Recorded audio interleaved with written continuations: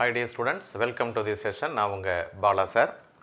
இந்த செஷனில் நம்ம பார்க்க போகிற முக்கியமான சில கான்செப்ட் கிராவிடேஷனில் 6th சாப்டரில் ஜியோட இம்பார்ட்டன்ஸ், சிக்னிஃபிகன்ஸ் ஆஃப் ஜி, அதாவது பொது ஈர்ப்பு மாறிலி, யூனிவர்சல் கிராவிடேஷனல் கான்ஸ்டன்ட் சொல்கிறோம் இல்லையா, அந்த ஜியோட சிக்னிஃபிகன்ஸ் என்ன, அதன் பிறகு ஈர்ப்பு புலம் கிராவிடேஷனல் ஃபீல்டு அப்படின்னா என்ன, அது எதுக்காக பயன்படுகிறது, அதனுடைய முக்கியத்துவம் என்ன, தென் கிராவிடேஷனல் பொட்டன்ஷியல் எனர்ஜி, அதாவது ஈர்ப்பு ஆற்றல், அது அல்லது ஈர்ப்பு தன்னிலை ஆற்றல் அப்படிங்கிற புது வேர்டு யூஸ் பண்ணிக்கிறாங்க. ஏற்கனவே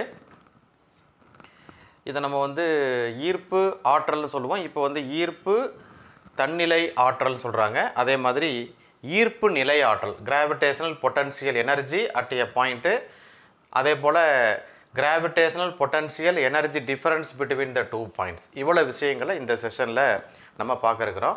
ஸோ கொஞ்சம் கவனமாக பாருங்கள். எல்லா பாயிண்ட்ஸுமே ரொம்ப ரொம்ப முக்கியமான பாயிண்ட்ஸ் அப்படிங்கிறது ரொம்ப முக்கியம். இப்போ ஆல்ரெடி நம்ம என்ன படிச்சிருக்கோம் அப்படின்னா, கிராவிடேஷனல் லா, அதாவது நியூட்டனுடைய பொது ஈர்ப்பியல் விதி நம்ம படிச்சிருக்கோம். அவர் என்ன சொல்கிறாருன்னா, F is proportional to m1 m2 divided by r ஸ்கொயர்னு சொல்லியிருக்காரு இல்லையா, அல்லது F is equal to g into m1 m2 divided by r ஸ்கொயர்னு சொல்லியிருக்காரு. இப்போ இது வெக்டர் ஃபார்ம்ங்கிறதுனால நம்ம என்ன பண்ணிக்கிறோம், ஆர் கேப் போட்டு மைனஸ் போட்டுக்கிறோம். அதாவது பிரபஞ்சத்தில் எந்த இரண்டு நிறைகளும் ஒன்றை ஒன்று கவரும் அப்படிங்கிறதான் முக்கியமான பாயிண்ட்டு. அவ்வாறு கவரும் பொழுது அந்த கவர்ச்சி விசையானது நிறைகளின் பெருக்கல் பலனுக்கு நேர்த்தகவிலும் இடைப்பட்ட தொலைவின் இருமடிக்கு எதிர்த்தகவிலும் இருக்கும். The force of attraction between the two masses in universe, anywhere, the product of the masses, it is directly proportional to the product of the masses and inversely proportional to square of distance between the two masses அப்படின்னு தான் படிச்சிருக்கோம். இதில் அவர் introduce பண்ண constant இந்த ஜிங்கிறது பொது ஈர்ப்பு மாறிலி அப்படின்னு நம்ம சொல்கிறோம். இது ஆக்சுவலாக அவருக்கு இந்த வேல்யூ அவர் இந்த வேல்யூவை பற்றி எதுவும் சொல்லலை. ஆக்சுவலாக ஒரு 100 ஆண்டுகளுக்கு அப்புறம் கிட்டத்தட்ட 1798 கேவெண்டிஷ் தான் இதை டார்சனல் பெண்டுலம் மெத்தட், அதாவது முறுக்கு தராசு, அந்த கருவியை பயன்படுத்தி இதனுடைய மதிப்பை கண்டுபிடிக்கிறாரு. ஸோ அது ஒரு அப்ராக்சிமேட் வேல்யூவாக தான் ரொம்ப நாளாக இருந்துச்சு. 6.75 × 10⁻⁻11 இருந்துச்சு. பட் இப்போ நம்ம அட்வான்ஸ்டு டெக்னாலஜி மூலமாக இந்த ஜியோட மதிப்பை நம்ம கண்டுபிடிச்சிருக்கோம். அரௌண்டு 6.67 × 10⁻11. இதோடைய அலகு என்ன வரும்? ஸோ அலகு வேணால் நியூட்டன் மீட்டர் ஸ்கொயர், ஏன்னா இதையும் மேலே போயிடும், kilogram to the power of -2. இதான் ஜியோட அலகு. டைமென்ஷனல் ஃபார்முலா பற்றி நம்ம ஏற்கனவே கொடுத்துருப்போம். இப்போ நியூட்டனுங்கிறது என்னது, ஃபோர்ஸ். அப்போ ஃபோர்ஸை பொறுத்த வரைக்கும் dimension ml square, ml T⁻⁻2 இல்லையா, ml T⁻⁻2, மீட்டர் ஸ்கொயர்னால் L ஸ்கொயர், கிலோகிராம் பவர் -2னா m⁻⁻2 வரும். இப்போ எல்லாத்துலேயும் மல்டிப்ளை பண்ணும்போது இந்த பவர் 1 - 2 -1 L கியூபு T⁻⁻2. இது dimensional formula for this universal gravitational constant. ஜியோட பரிமாண வாய்ப்பாடு, ஜியோட வாய்ப்பாடு ஃபார்முலா பார்த்தீங்கன்னா நம்ம ஏற்கனவே படிச்சிருப்போம் ஃபஸ்ட்டு சாப்டரில். கான்ஸ்டன்ட்டுக்கு யூனிட் உண்டு. இப்போ யூனிட் இருக்கக்கூடிய ஒரு கான்ஸ்டன்ட் இது, அதாவது ஜி என்பது கான்ஸ்டண்ட்டாக இருந்தால் கூட அதுக்கு யூனிட் உண்டு, டைமென்ஷன் உண்டு. அப்போ இது எதை குறிக்கிறது, இதனுடைய சிக்னிஃபிகன்ஸ் என்னன்னா, ஃபோர்ஸை இதை பற்றி சொல்லுது. ரெண்டு பொருள்களுக்கு இடைப்பட்ட கவர்ச்சி விசை எப்படிப்பட்ட கவர்ச்சி விசையாக இருக்கும், what is the magnitude of the force between the 2 masses அப்படின்னு சொல்லக்கூடியதான் அந்த ஜியோட சிக்னிஃபிகன்ஸ். எப்படி சூரியனுக்கும் பூமிக்கும் இடையே ஒரு லாங் டிஸ்டன்ஸ் இருந்தால் கூட there is a attractive force இருக்குன்னு சொல்லுது இல்லையா, அது அதிகமான அட்ராக்டிவ் ஃபோர்ஸ் இருப்பதற்கான காரணம் என்ன. அதே போல் இப்போ when the 2 persons are on the surface of the earth, இப்போ புவியினுடைய பரப்பில் 2 பேர் இருக்காங்கன்னா அவங்களுக்கு இடையில் இருக்கக்கூடிய, இப்போ நான் இருக்கிறேன், எனக்கு முன்னாடி இன்னொருத்தர் இருக்காருன்னா எங்கள் 2 பேருக்கும் எடுக்கக்கூடிய அந்த கவர்ச்சி விசை குறைவாக இருப்பதற்கான காரணத்தையும் இந்த ஜி மூலமாக நம்ம சொல்ல முடியும். இப்போ அதை எப்படி நம்ம சொல்கிறோம் அப்படின்னு சொன்னால், let me first start with, இப்போ எர்த்தில், இது எர்த்துன்னு வச்சுக்கோங்க. இப்போ எர்த்தோட சர்ஃபேஸில் ஒரு ஆப்ஜெக்ட் நம்ம வைக்கிறோம். ஓகே, எர்த்தோட சர்ஃபேஸில் ஒரு ஆப்ஜெக்ட் வைக்கிறோம். இது எர்த்தோட மாஸ் எம்இன்னு வச்சுக்கிறோம், எம்இ. இது எர்த்தோட சென்டர், இது radius of the earth. So இது சென்டர். இந்த மாஸ் வந்து ஸ்மால் m. இது ஆன் த சர்ஃபேஸ் இருக்குது. அப்போ இது ரெண்டுக்கும் இடைப்பட்ட கவர்ச்சி விசை இருக்குமா இருக்காதா? இதுக்கும் கவர்ச்சி விசை தான் இருக்கும். இந்த அட்ராக்டிவ் ஃபோர்ஸை நம்ம எப்படி சொல்லுவோம் அப்படின்னா F is equal to F vector minus G mass of the earth into the mass on the surface divided by distance between the center of mass of this and center of mass of the earth. நீங்கள் பார்த்தீங்கன்னா RE வரும். So RE square into நம்ம என்ன பண்ணிக்கலாம், R கேப்னு வச்சுக்கலாம். Is it right? Okay. அதே மாதிரி இந்த பொருளானது புவியினுடைய மையத்தை நோக்கி முடுக்கப்படுகிறது அப்படிங்கிற விஷயம் நமக்கு தெரியும். அப்போ the same F vector can be written as minus m into g into r cap. இதுவும் அதே டைரக்ஷனுங்கிறதுனால r cap நம்ம போட்டுக்கலாம். இப்போ ரெண்டையும் ஈக்குவேட் பண்ணுங்க. அப்போ என்ன கிடைக்கும் அப்படின்னா you will get like this. இது ரெண்டையும் ஈக்குவேட் பண்ணிங்கன்னா உங்களுக்கு வந்து minus MG is equal to minus GME into M divided by RE square into R கேப்னு கிடைக்குது. ஓகே, இங்கேயும் ஆர் கேப் வரும். அப்போ என்னாகும், minus minus cancel, R cap cancel, M cancel. அப்போ ஜியோட வேல்யூ என்ன கிடைக்குது, ஜியோட வேல்யூ வந்து GME divided by RE square. இதுதான் வந்து நம்ம ஆக்சலரேஷன் டியூ டு கிராவிட்டின்னு சொல்கிறோம். புவி ஈர்ப்பு முடுக்கம் கண்டுபிடிப்பதற்கான வாய்ப்பாடு. Is it clear? So G அப்படிங்கிறது இங்கே ரொம்ப முக்கியமாக நீங்கள் தெரிஞ்சுக்க வேண்டிய விஷயம். Acceleration due to gravity does not depend on the mass of the object. பொருளுடைய நிறையை சார்ந்ததல்ல, அது புவியினுடைய நிறையை சார்ந்திருக்கிறது, தொலைவை சார்ந்திருக்கிறது அப்படிங்கிற விஷயம் தான் நம்ம பார்க்குறோம். அப்போ G is equal to G M E divided by RE square. From this what is G M E? அப்போ ஜிஎம்இயோட வேல்யூ வந்து நமக்கு என்ன கிடைக்குதுன்னா GRE ஸ்கொயர் அப்படின்னு நமக்கு கிடைக்குது. ஓகே, அப்போ நீங்கள் இந்த ஃபார்முலா பாருங்கள். இங்கே GME இருக்கா இல்லையா? இங்கே GME இருக்குது. அப்போ GME இருக்கும்போது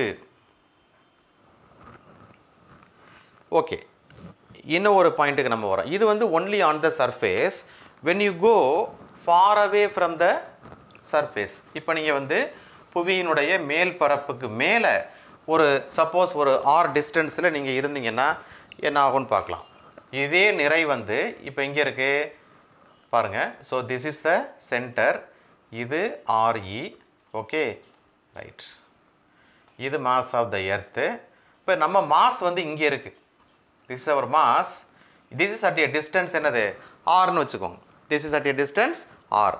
இப்போ இந்த மாஸ், ஓகே, இந்த மாஸ் வந்து ஆர் ப்ளஸ் RE அப்படிங்கிற டிஸ்டன்ஸில் இருந்தால் கூட நம்ம வந்து இது டோட்டலாக வந்து நம்ம என்ன பண்ணுறோம் அப்படின்னு சொன்னால், இங்கேருந்து சென்டர்லேருந்து இந்த சென்டர் வரைக்கும், இந்த மாஸோட சென்டர் வரைக்கும் இருக்கக்கூடிய இதை வேணால் கேபிட்டல் மாஸ்ன்னு வச்சுங்க, எம்னு வச்சுங்க.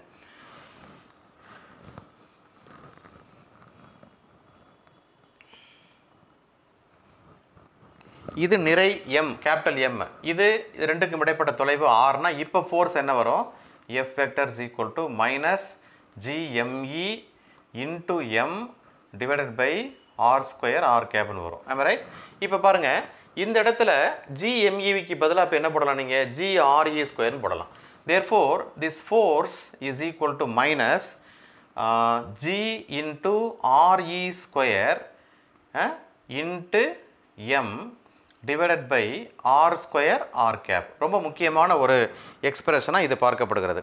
So minus GM into RE square by R square into R cap. If you want to the magnitude, you take modulus on both sides. So F is equal to minus என்ன கிடைக்குது, G into M RE square divided by R square. இப்போ பாருங்களேன், ஆக்சுவலாக இந்த G value நமக்கு தெரியாமலேயே நம்ம என்ன பண்ண முடியுது, ரெண்டு பொருள்களுக்கு இடைப்பட்ட விசையை வந்து கண்டுபிடிக்க முடியுது. அப்போ மெயின்லி வாட் வி நீட் அப்படின்னா மாஸ் அண்ட் டிஸ்டன்ஸ், அதான் நமக்கு தேவைப்படுது. ஸோ மாஸ் என்ன, டிஸ்டன்ஸ் என்ன, அது ரெண்டு நமக்கு இருந்துச்சு அப்படின்னா you can easily find out the value of the force between the two masses. அதுதான் வந்து இந்த ஈர்ப்பியல் மாறிலியோட சிக்னிஃபிகன்ஸாக நம்ம இங்கே பார்க்குறோம். அதுக்கு அடுத்ததாக நம்ம பார்க்க போகிற முக்கியமான கான்செப்ட் வந்து ஈர்ப்பு புலம் மற்றும் ஈர்ப்பு தன்னிலை ஆற்றல் அப்படின்னு என்னன்னு பார்ப்போம்.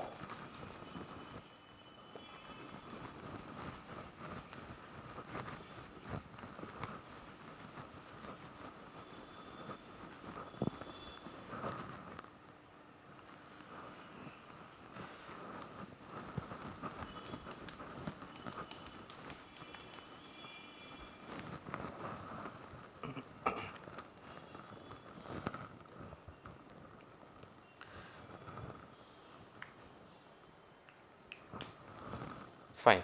இப்போ ஈர்ப்பு புலம் அப்படிங்கிறத நம்ம சொல்கிறதுக்கு முன்னாடி பொதுவாகவே 2 பேர் இருக்கிறாங்க, ஏ இருக்கிறாங்க, பி இருக்கிறாங்க அப்படின்னா தே ஹாவ் மாசஸ். இவருடைய மாஸ் m1 இருக்கும், இவருடைய மாஸ் m2 இருக்கும். 2 பேருக்கு நடுவில் இருக்கிற டிஸ்டன்ஸ் வந்து ஆர்னு வச்சுக்கிட்டிங்கன்னா நியூட்டன்ஸ் லா ஆஃப் கிராவிடேஷன் படி என்ன சொல்கிறோம் அப்படின்னா இந்த 2 பேருக்கும் இடையில் ஒரு விசை இருக்கும். அது என்ன மாதிரி விசையாக இருக்கும் அப்படின்னா கவர்ச்சி விசையாக இருக்கும். There will be an attractive force between the two masses. am I right? அந்த மாதிரி இருக்குன்னு சொல்கிறோம். ஓகே, அப்போ இந்த விசையை நம்ம எப்படி சொல்ல முடியும், ரைட்டுங்களா? இந்த விசையை வந்து எப்படி சொல்ல முடியும் அப்படின்னா ஒரு இடைவினை அப்படின்னு நம்ம சொல்லலாம். there is an interaction between the two masses அப்படிங்கிறத சொல்கிறோம். இந்த பொருள் இந்த பொருளை தொடவில்லை, அப்படி தானே? they are not touching each other, but ஒருத்தர் மேலே m1 m2 மேலே ஒரு இன்ஃப்ளூயன்ஸை கொடுக்குது, m2 வந்து m1 மேலே ஒரு இன்ஃப்ளூயன்ஸை கொடுக்குது. ஒன்று மற்றொன்றின் மீது ஒரு விளைவை ஏற்படுத்துகிறது, ஒரு இம்பேக்டை வந்து ஏற்படுத்துது. அதை தான் நம்ம வந்து என்ன சொல்கிறோம், இன்ட்ராக்ஷன் சொல்கிறோம். அந்த இன்ட்ராக்ஷன் காரணமாக தான் இன்றைக்கி வந்து கோள்கள் எல்லாமே வந்து சூரியனை சுற்றி வருகிறது அப்படின்னு நம்ம சொல்கிறோம். அப்போ ஒன்றை ஒன்று தொடாமலேயே ஒரு விளைவை ஏற்படுத்த முடிகிறது அப்படின்னு சொன்னால் அதற்கு காரணமாக இருப்பது விசை தான். அந்த விசையை வந்து நம்ம நான் கான்டாக்ட் ஃபோர்ஸ்ன்னு சொல்கிறோம், அதாவது தொடா விசைன்னு சொல்கிறோம். அட் த சேம் டைம் நம்ம ஒரு பொருளை பிடிச்சி தள்ளுறோம் அல்லது இழுக்கிறோம் அப்படின்னா நம்ம டைரெக்டாக வந்து என்ன பண்ணுறோம், ஃபோர்ஸை வந்து அப்ளை பண்ணுறோம். அதை வந்து கான்டாக்ட் ஃபோர்ஸ்ன்னு சொல்கிறோம் இல்லையா? இப்போ இந்த நான் கான்டாக்ட் ஃபோர்ஸை பற்றி நம்ம இங்கே மெயினாக பார்க்க போகிறோம். ஏன்னா இப்போ நீங்கள் வந்து இதை சூரியன்னு வச்சுக்கோங்க, இதை கோள்னு வச்சுங்க, ரெண்டுக்கு இடையில் வந்து ஒரு நான் கான்டாக்ட் ஃபோர்ஸ் இருக்கிறதுனால தான் ஒன்றை என்ன பண்ண முடியுது, அது வந்து கவர்ந்து கொள்கிறது. அந்த நான் கான்டாக்ட் ஃபோர்ஸ் இருக்கிறதுனால தான் கோள்கள் வந்து என்ன பண்ணுது, தொடர்ச்சியாக வந்து வட்டப்பாதையிலையோ அல்லது நீள்வட்ட பாதையிலையோ சுற்றி வருகிறது அப்படின்னு நம்ம சொல்கிறோம். ஓகே, அப்போ யூ லிசன் மை பாயிண்ட். இப்போ ரெண்டாவது பொருளின் மீது ஒன்றாவது பொருள் வந்து ஒரு விசையை ஏற்படுத்துதுன்னு வச்சுக்கோம். அப்போ இதை எப்படி எழுதுவீங்க, F21 வெக்டர் எழுதுவீங்க. F21 வெக்டர் அப்படின்னா ரெண்டாவது பொருளின் மீது ஒன்றாவது பொருள் வந்து ஒரு விசையை செலுத்துகிறது.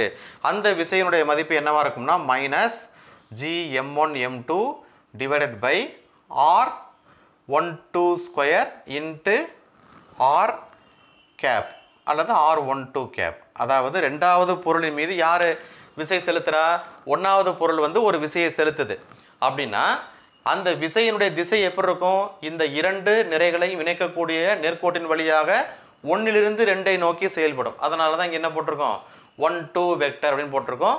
இது வந்து R12 cap is unit vector along this axis, along this line joining the two masses. 2 நிறைகளையும் இணைக்கக்கூடிய அந்த கோட்டின் வழியாக இந்த R12 யூனிட் வெக்டர் வந்து ஆக்ட் பண்ணுதுன்னு நம்ம சொல்கிறோம். ஓகே, இப்போ இந்த நிறை M2-வை பொறுத்த வரைக்கும், இந்த நிறை M2-வை பொறுத்த வரைக்கும் இந்த புள்ளியில் வந்து இந்த நிறை M1-இன் காரணமாக ஒரு விசையை வந்து என்ன பண்ணுது, உணர்கிறது அப்படின்னு நம்ம சொல்கிறோம் இல்லையா? இப்போ என்ன சொல்கிறோம் அப்படின்னா நிறை M1லிருந்து R தொலைவில் உள்ள ஒரு புள்ளியில் ஈர்ப்பு புலச்செறிவு என்பது, இப்போ இந்த இடத்துல ஈர்ப்பு புலச்செறிவு அப்படின்னா என்னன்னு பார்க்க போகிறோம். இந்த ஈர்ப்பு புலச்செறிவு என்பது ஓரலகு நிறை உணரக்கூடிய விசை, ஓரலகு நிறை உணரக்கூடிய விசை, அதாவது force experienced by unit masses.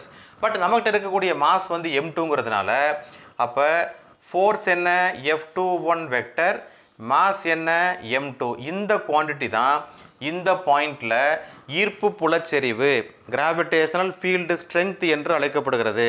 இதை எப்படி நம்ம குறிக்கிறோம் அப்படின்னா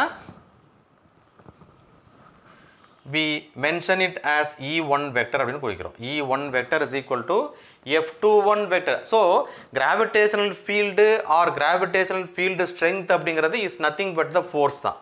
when you keep the mass unity, ஓரளவு நிறைய நீங்கள் வச்சுருக்கீங்க, நம்ம வந்து M2 நிறைய வச்சுருக்கோம், அதனால் வந்து F21 வெக்டர் பை M2 வருது. அதர்வைஸ் வந்து இங்கே என்ன இருந்திருக்கும், ஓரளவு வெக்டர் வச்சிங்கன்னா, ஓரளவு நிறைய வச்சுருந்தீங்கன்னா இங்கே வந்து simply you will get F21 only.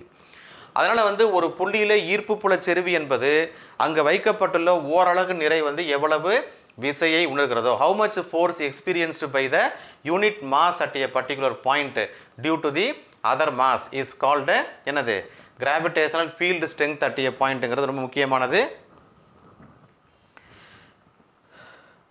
இப்போ ஒரு விஷயம் நீங்கள் புரிஞ்சுக்கணும், இந்த வேல்யூ இருக்கு இல்லையா, இதோடைய வெக்டர் ஃபார்ம் எழுதிறேன் பாருங்கள். E1 vector is equal to, ஆக்சுவலாக வந்து பார்த்தீங்கன்னா இதை கீழே கொண்டு வந்து என்ன கிடைக்கும் உங்களுக்கு, -Gm1 divided by R square into R கேப்னு கிடைக்கும். ஸோ அதுதான் வந்து நம்ம கிடைக்கக்கூடிய வேல்யூ இல்லையா. E1 vector is equal to minus GM1 divided by R square into R cap. So what you understand from this, the electric field the gravitational field, ஏன்னா பின்னாடி இதே கான்செப்ட் தான் நம்ம 12th ஃபஸ்ட்டு சாப்டரை சார்ஜை சுற்றி இருக்கக்கூடிய நிகழ்ச்சிகளை வந்து படிப்போம். அதனால தான் அங்கே எலக்ட்ரிக் ஃபீல்டுங்கிற வார்த்தை என்ன அறியாமல் வந்துருச்சு.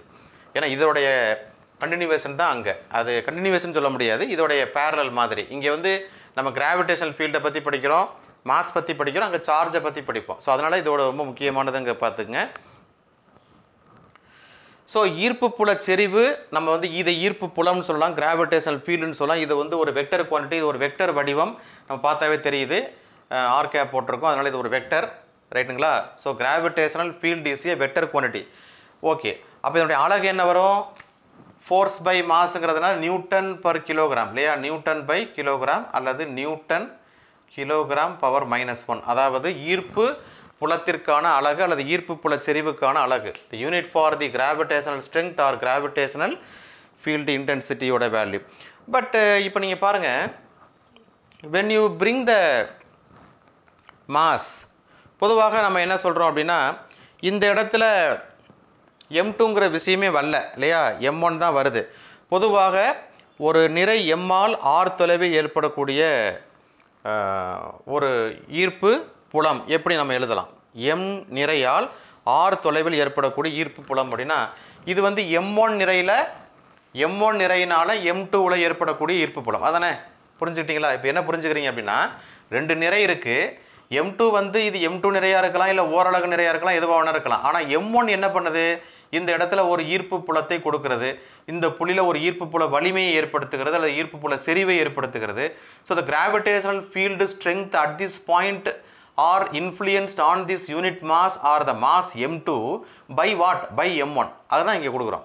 அப்போ ஜென்ரலாக வந்து M நிறை ஒரு புள்ளியில் ஏற்படுத்தக்கூடிய ஈர்ப்பு புலம், ஆர் தொலைவில் ஒரு புள்ளியில் ஏற்படுத்தக்கூடிய ஈர்ப்பு புலத்தை நம்ம எப்படி எழுதலாம், ஜென்ரலாக வந்து E vector is equal to minus GM divided by R square எழுதலாம், இன்ட்டு ஆர் கேப் வெக்டர் ஃபார்மில் எழுதிக்கிறோம்.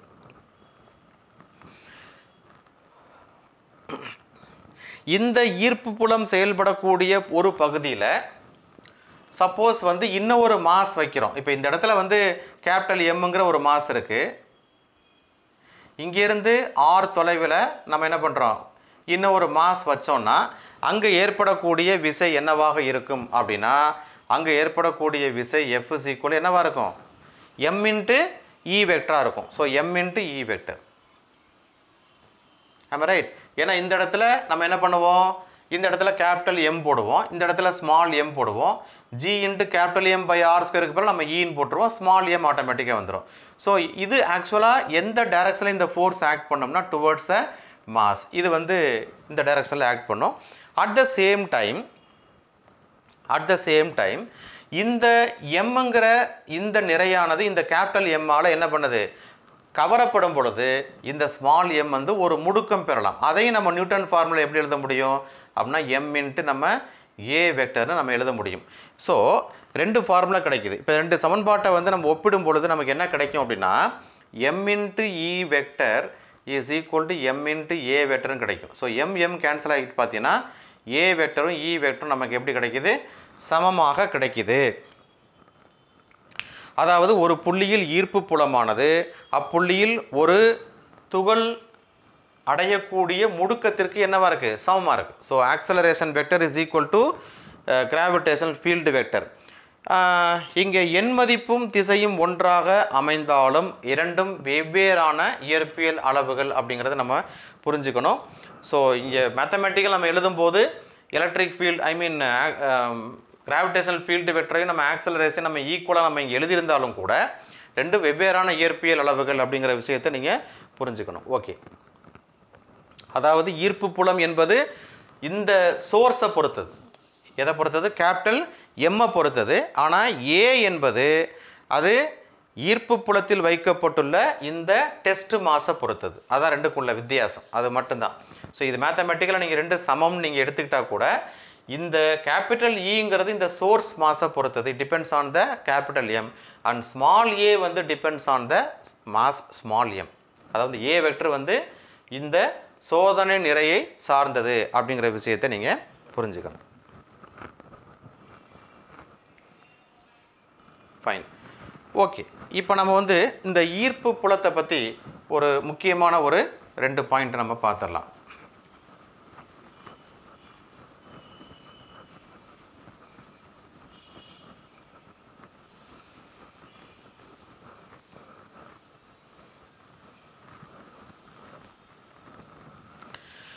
இப்போ நமக்கு என்ன விஷயம் தெரியுது அப்படின்னா, ஈர்ப்பு புலமானது ரொம்ப முக்கியமாக வந்து நம்ம எம்மை விட்டு வெளியில் போக போக, அதாவது தொலைவு அதிகரிக்கும் பொழுது அதனுடைய வலிமை வந்து குறையும் அப்படிங்கிறத நீங்கள் பார்க்கணும். அதாவது நம்ம என்ன சொல்லியிருக்கிறோம் அப்படின்னா, E vector is equal to -gm divided by r square into r கேப்னு சொல்லியிருக்கோம் இல்லையா?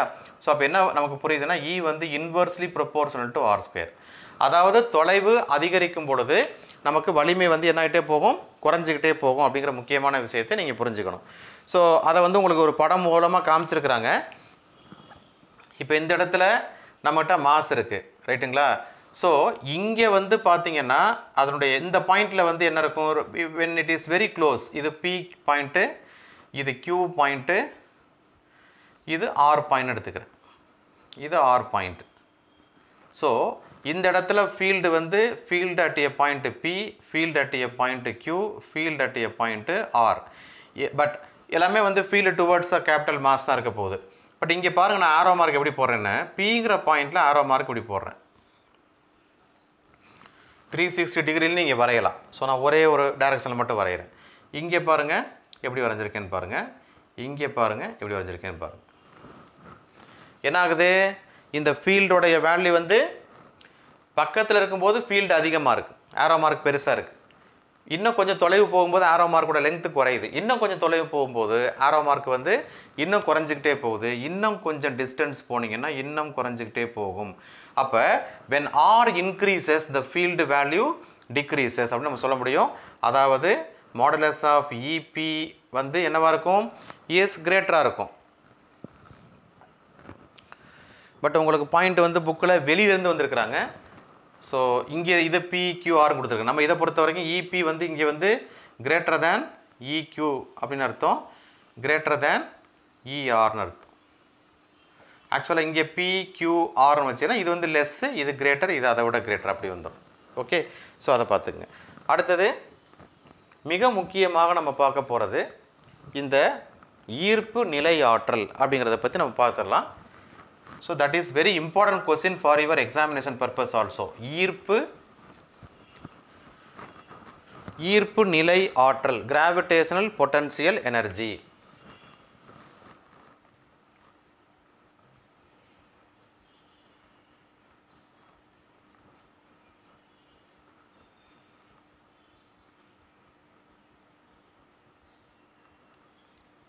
ஓகே, ஈர்ப்பு நிலை ஆற்றல். இப்போ இந்த கிராவிடேஷனல் பொட்டன்ஷியல் எனர்ஜி அப்படின்னா என்ன அர்த்தம்னா, அதாவது இப்போ நம்ம ஏற்கனவே 2 நிறைகளுக்கு இடையில் ஒரு குறிப்பிட்ட தொலைவில் வந்து நம்ம 2 நிறைகள் வச்சுருக்கும் போது அந்த 2 நிறைகளுக்கும் இடையில் ஒரு கவர்ச்சி விசை இருக்கும்னு படிச்சிருக்கோம்.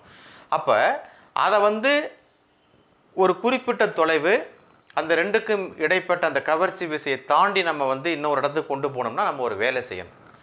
அவ்வாறு நாம் செய்யக்கூடிய வேலை, அந்த ஈர்ப்பியல் விசைக்கு எதிராக செய்யக்கூடிய வேலை அங்கே ஆற்றலாக மாறுகிறது. அதுதான் வந்து ஈர்ப்பு நிலை ஆற்றல் அல்லது கிராவிடேஷனல் பொட்டன்ஷியல் எனர்ஜி அப்படின்னு நம்ம சொல்கிறோம். ஓகே, இப்போ இனிஷியலாக M1 M2 2 மாஸ் வந்து ஆர் டிஸ்டன்ஸில் இருக்கிறத நம்ம எடுத்துக்குவோம். M1ங்கிற மாஸ் இங்கே இருக்குது, M2ங்கிற மாஸ் இங்கே இருக்குது. இந்த 2க்கும் இடைப்பட்ட டிஸ்டன்ஸ் வந்து ஆர். 2க்கும் இடையில் என்ன இருக்கும், கவர்ச்சி விசை இருக்கும், கண்டிப்பாக இருக்கும். இப்போ இந்த M2ங்கிற மாஸை வந்து நான் M1 வந்து ஃபிக்ஸடாக வச்சுக்கிறேன். இப்போ M2ங்கிற மாஸை வந்து இனிஷியலாக இது வந்து ஆர் ப்ரைம் டிஸ்டன்ஸ். இந்த ஆர் ப்ரைம் டிஸ்டன்ஸ்லேருந்து M1 ஃபிக்ஸடாக நிலையாக வச்சுக்கிட்டு M2 வந்து ஆர் ப்ரைம்லேருந்து நான் என்ன எங்கே கொண்டு போகிறேன்னா இங்கே கொண்டு போகிறேன். நான் கொண்டு போகிறதுக்கு நான் என்ன பண்ணுறேன்னா எக்ஸ்டர்னல் ஃபோர்ஸ் அப்ளை பண்ணுறேன். ஸோ இங்கே வந்துருச்சு இப்போ. ஸோ ஆர் வந்து கிரேட்டர் தேன் ஆர் டேஷ். நான் வந்து ஆர் தொலைவுங்கிறது ஆர் டேஷை விட அதிகமான ஒரு தொலைவு கொண்டு போயிருக்கேன். அப்படி கொண்டு போகிறதுக்கு நான் என்ன பண்ணணும், வெளியிலேருந்து நான் ஒரு வேலை செய்யணும், வெளியிலேருந்து ஒரு ஃபோர்ஸ் கொடுக்கணும். அதனால் அங்கே வேலை செய்யப்படுகிறது அப்படின்னு அர்த்தம். அப்போ இப்போ நம்ம இன்னொரு படம் போடுறோம். ஸோ இங்கே வந்து m1 மாஸ் இருக்குது, ஸோ இங்கே m2 மாஸ் இருக்குது, ரெண்டுக்கும் இடையில் r டிஸ்டன்ஸ் இருக்குது. இந்த கேஸ் எடுத்துக்கிறேன். இப்போ இதை வந்து சப்போஸ் ஒரு dr தொலைவுக்கு இந்த m2 மாஸை வந்து நான் கொண்டு போகிறேன். அதான் இப்போ டோட்டல் டிஸ்டன்ஸ் வந்து எவ்வளவு? r + dr, r + dr. அப்போ rலேருந்து r + dr தொலைவுக்கு நம்ம இதை வந்து நகர்த்தணும், அல்லது ஏற்கனவே இருந்த பொசிஷன்லேருந்து ஒரு dr தொலைவுக்கு நகர்த்தணும்னா நம்ம செய்யக்கூடிய வேலை என்னவாக இருக்கும்? நம்ம செய்யக்கூடிய வேலை தான் dw. செய்யக்கூடிய வேலை விசை இன்ட்டு தொலைவு, f into dr vector is a vector quantity. இது எக்ஸ்டர்னல் ஃபோர்ஸ், புற விசையின் காரணமாக இங்கே வேலை செய்யப்படுகிறது. இந்த வேலையானது நாம் புற விசை செலுத்தினா தான் முடியும். காரணம் என்ன? இந்த ஏற்கனவே இந்த ரெண்டு நிறைகளுக்கு இடையில் ஒரு கவர்ச்சி விசை இருக்குது. அப்போ அந்த கவர்ச்சி விசைக்கு என்ன பண்ணணும்? எதிரான ஒரு விசையை நம்ம செலுத்தும் போது மட்டும்தான் அந்த நிறையை வந்து நம்ம வெளியே கொண்டு போக முடியும். அப்போ நாம் செலுத்திய இந்த விசையினுடைய எண் மதிப்பு கண்டிப்பாக அந்த கிராவிடேஷனல் ஃபோர்ஸுக்கு ஈக்குவலண்ட்டாக இருக்கும் அதனுடைய எண் மதிப்பு. And that is equal to என்னவாக இருக்கும்? gm1 m2 divided by r² இருக்கும் இல்லையா? Okay, therefore dw is equal to gm1 m2 divided by r² into dr vector வந்துடுது. Okay,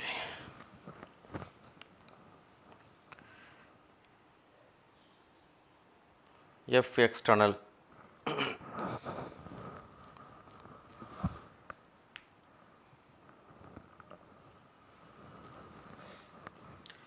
fine. இப்போ நம்ம என்ன பண்ணுறோம் அப்படின்னா,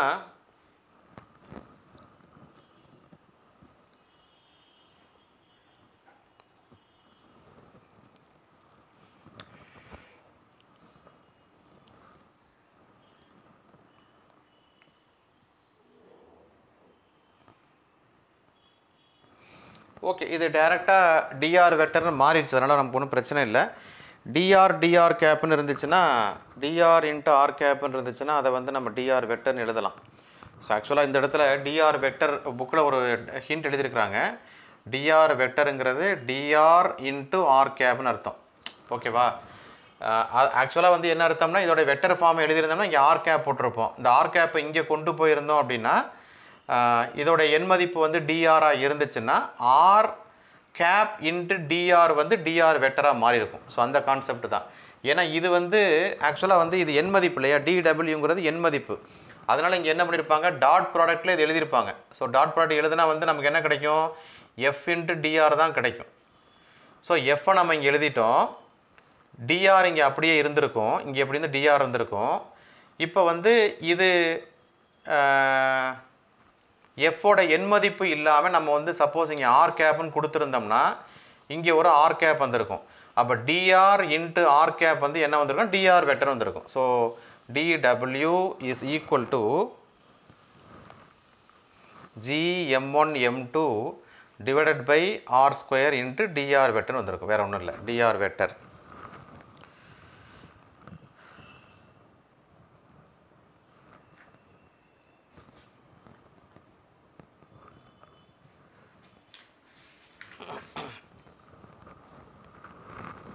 ஆக்சுவலாக இங்கே என்ன இருக்குது? f வெக்டர் இன்ட்டு dr வெக்டர்னு இருக்குது. ஓகே, நம்ம எண் மதிப்பு கண்டுபிடிச்சிருக்கோம், gm1 m2 கண்டுபிடிச்சிருக்கோம். இந்த எக்ஸ்டர்னல் வேல்யூவை இங்கே எழுதியிருக்கிறோம். So gm1 m2 by r² எழுதியிருக்கோம் into R cap dr vector, R cap dr vector.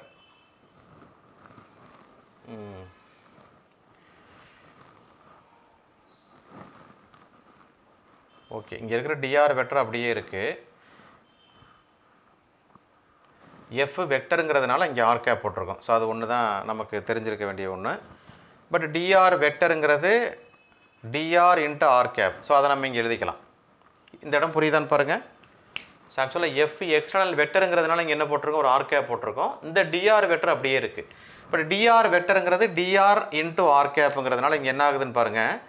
dr into R cap dot R cap, R cap dot R கேப்போடைய வேல்யூ என்ன வந்துடும்? 1 வந்துடும். So therefore dw is equal to gm1 m2 divided by r² into dr வந்துடுது. அவ்வளோதான் விஷயம். Okay fine. இப்போ நம்ம கண்டுபிடிக்க வேண்டியது, நம்ம வந்து துகளை வந்து நம்ம என்ன பண்ணியிருக்கிறோம், ஆர் ப்ரைம்லேருந்து ஆறு கொண்டு போயிருக்கோம். அப்படி தானே கொண்டு போயிருக்கோம். ஆர் ப்ரைம் டிஸ்டன்ஸ்லேருந்து M2 வந்து ஆறு கொண்டு போயிருக்கிறோம். ஸோ செய்யப்பட்ட வேலை அப்படிங்கிறத நீங்கள் இன்டகிரேட் பண்ணி கண்டுபிடிக்கிறீங்க. ஏன்னா இது வந்து கன்சர்வேட்டிவ் ஃபோர்ஸு, ஆற்றல் மாறா விசை, depends on the initial and final positions only. அப்போ ஆர் ப்ரைம் டு ஆர் என்ன வரும், Gm1 M2 divided by R square into டிஆர்னு வந்துடும். இது சிம்பிள். இப்போ நமக்கு வந்து இன்டகிரேஷன் தான்.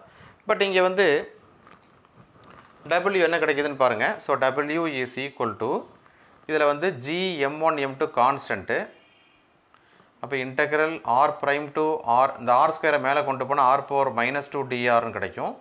And that is equal to Gm1 M2 into R power -2 + 1 by -2 + 1, lower limit R prime, upper limit R, and you will get W is equal to Gm1 M2 into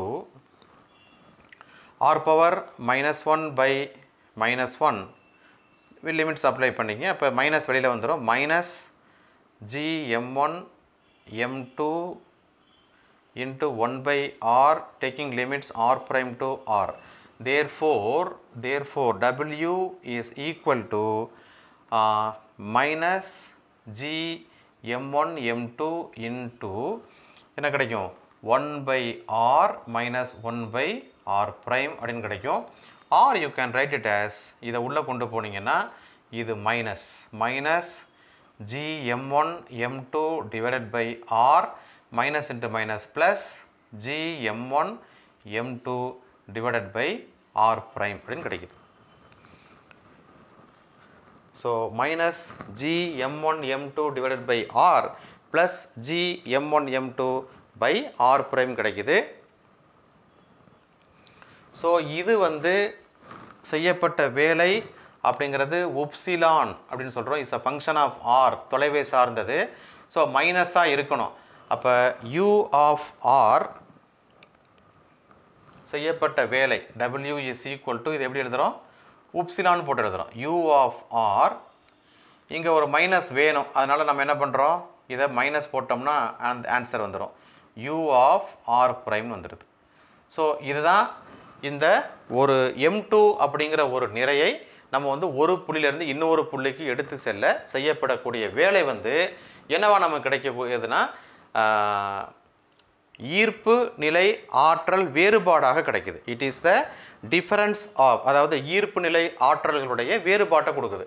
அப்போ என்ன அர்த்தம், என்ன புரிஞ்சுக்க முடியுதுன்னா, ஒவ்வொரு புள்ளியிலையும் ஈர்ப்பு நிலை ஆற்றல் இருக்குன்னு அர்த்தம். இந்த நிறையின் காரணமாக ஒரு விசை ஏற்படுறதுனால, கவர்ச்சி விசை ஏற்படுறதுனால ஒவ்வொரு புள்ளியிலையும் என்ன இருக்குது, ஈர்ப்பு நிலை ஆற்றல் இருக்குது.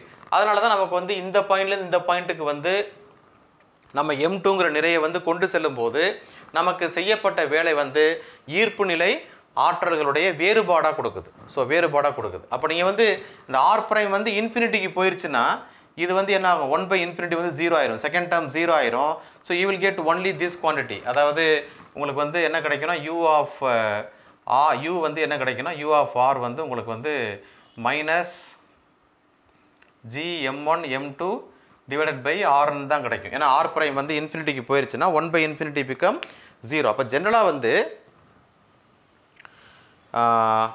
ஈர்ப்பு நிலை ஆற்றல் அப்படின்னா என்ன அர்த்தம்னா, ஈர்ப்பு விசைக்கு எதிராக ஓரளவு நிறைய வந்து முடிவிலா தொலைவுக்கு அல்லது ஏதோ ஒரு நிறை, இப்போ M2 வந்து ஓரளவு நிறையா இருந்து வச்சுக்குவோம், M2 வந்து ஓரளவு நிறையா இருந்துச்சுன்னா அப்போ உங்களுக்கு ஆன்சர் வந்து மைனஸ் Gm1 by rன்னு வரும். இந்த இடத்துல M2 இருக்கிறதுனால வந்து என்ன பண்ணுறேன், அதான் ரெண்டு நிறைகள் ஏற்கனவே இருக்குது, ஒரு குறிப்பிட்ட தொலைவை பிரித்து வச்சுருக்கோம், ரெண்டுக்கு இடையில கவர்ச்சி விசை இருக்குது.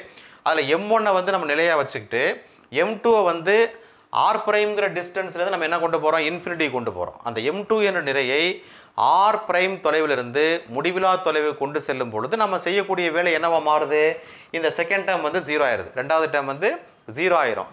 ரெண்டாவது term 0 ஆயிடுறதுனால we will get this quantity minus Gm1 by 2 r square வந்துடுது. இதுதான் என்னது அப்படின்னா அந்த புள்ளியில் ஈர்ப்பு நிலை ஆற்றல் என்று வரையறுக்கப்படுது. ஜெனரலாக வந்து அப்போ ஈர்ப்பு நிலை ஆற்றல் ஒரு புள்ளியில் வரையறுக்கணும் அப்படின்னா என்ன அர்த்தம்னா, ஓரளவு நிறையை ஈர்ப்பு விசைக்கு எதிராக முடிவிலா தொலைவிற்கு கொண்டு செல்வதற்கு செய்யப்பட்ட வேலைக்கு வந்து அது சமமாக இருக்கும். But when the distance r prime வந்து less than, அதான் கேஸ் 1 கேஸ் 2 சரி, நான் சொன்னது இப்போ கேஸ் 2. கேஸ் 1 பொறுத்த வரைக்கும் என்ன அப்படின்னா, when there is r dash வந்து r விட கம்மியாக இருந்துச்சு, r prime வந்து r விட கம்மியாக இருக்குது, அதாவது when the masses are very close to each other அப்படிங்கும்போது there will be naturally attractive force-ஆக இருக்கும். ஸோ நம்ம வந்து அந்த இடத்துல வந்து கவர்ச்சி விசை இருக்கிற காரணத்தினால அங்கே ஆர்லேருந்து ஆர் பிரைமுக்கு நகர்த்துவதற்கு வேலை செய்ய வேண்டிய அவசியம் இல்லை. அப்படின்னா அங்கேயே வந்து என்னது, ஒரு அட்ராக்டிவ் ஃபோர்ஸ் இருக்கிறதுனால எப்போ வந்து ஆர் பிரைம் வந்து ஆரை விட கம்மியாக வரும்னா it should be come closer, அதாவது இது ஆட்டோமேட்டிக்காக க்ளோஸராக வரும். ஏன்னா there will be attractive force.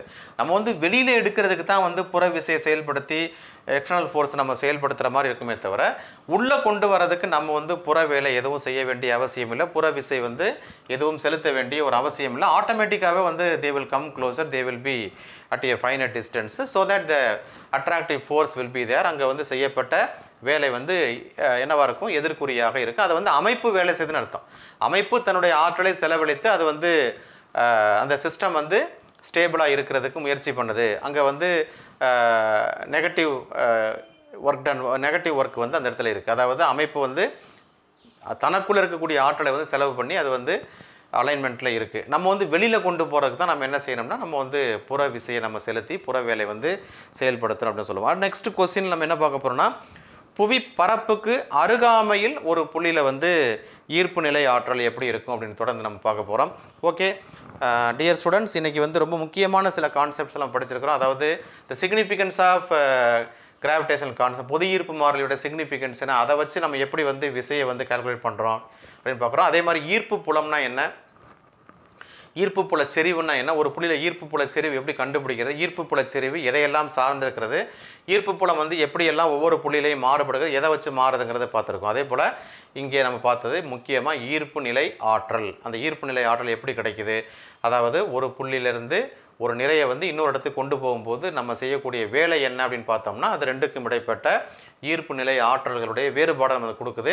அதை பேஸ் பண்ணி நம்ம வந்து ஒரு புள்ளியில் ஈர்ப்பு நிலை ஆற்றல் எப்படிங்கிறத நம்ம வந்து டிஃபைன் பண்ணியிருக்கிறோம்.